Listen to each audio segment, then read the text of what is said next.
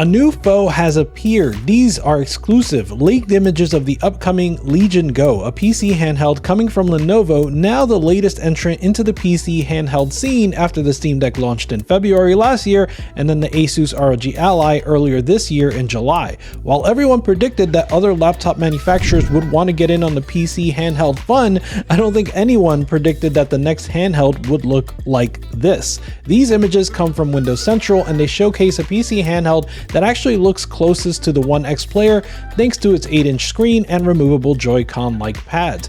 Even more impressive are the trackpads shown and a litany of inputs. On the left Joy-Con, you can see Y1 and Y2 paddle buttons on the inner side, and none of the images have a good look at the outer side, but there may be something there because on the right Joy-Con, you can see M1 and M2 on the outer edge, M3 on the grip, and I guess M4 on the inside of the grip.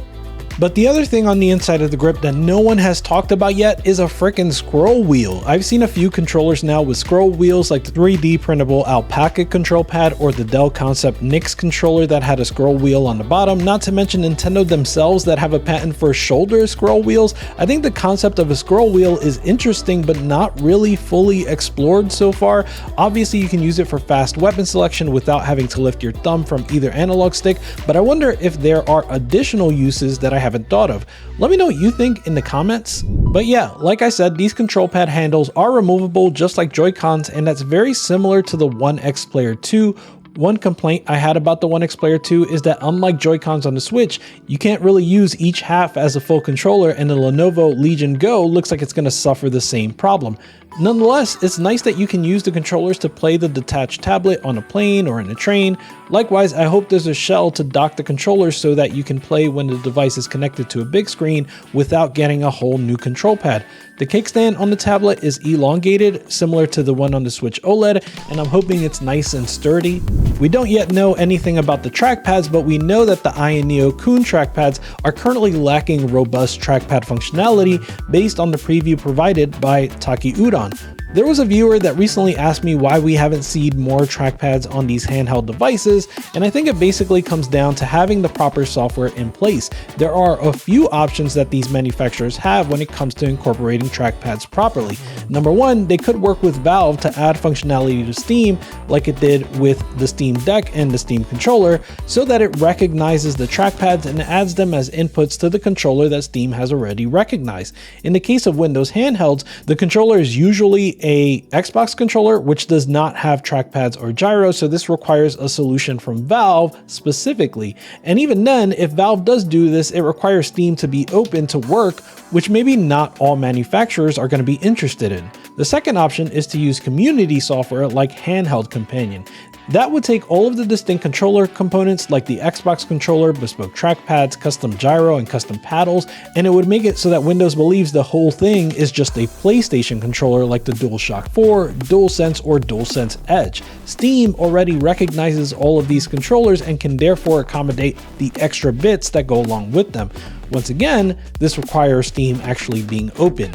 The third option is that the device manufacturer can roll out its own software that does something similar to what Handheld Companion does. It can create software that would mask itself as a PlayStation controller, and as far as I can tell, they don't usually do this for two reasons. It takes them a long time to write software, and number two, they don't want to rely on Steam, which leaves a fourth option. The device manufacturer rolls out their own software that incorporates trackpad, gyro, paddle functionality, or anything else into their device. Asus has done this with paddles, but hasn't done it with gyro yet. I'm not sure why.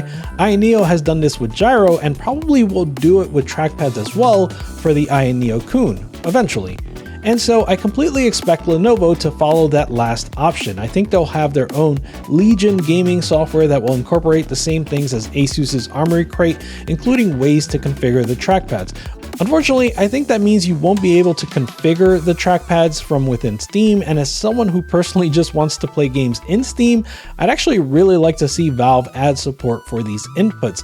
Perhaps if the Legion Go is popular enough, they'll go ahead and do that. Outside of that, we'll likely have to look towards Handheld Companion to close the gap. We also don't know anything yet about the specs for this beast, including the APU that will be powering it. You have to imagine that it's either going to be the 7840U or the Z1 Extreme, which is basically a 7840U. The leak from Windows Report says that its heart and soul will allegedly be AMD's new Phoenix processors, which all but confirms that it should be one of the APUs I mentioned, unless of course AMD has something else up its sleeves. I do think that the size of this handheld is going to allow it to accommodate a much bigger battery, just like the one in the One X Player 2. The battery in the OXP2 is 65.5 watt hour, which is more than 50% larger than the Steam Deck and the ROG Ally. That means you could be looking at 3+ hours of AAA gaming under the right circumstances.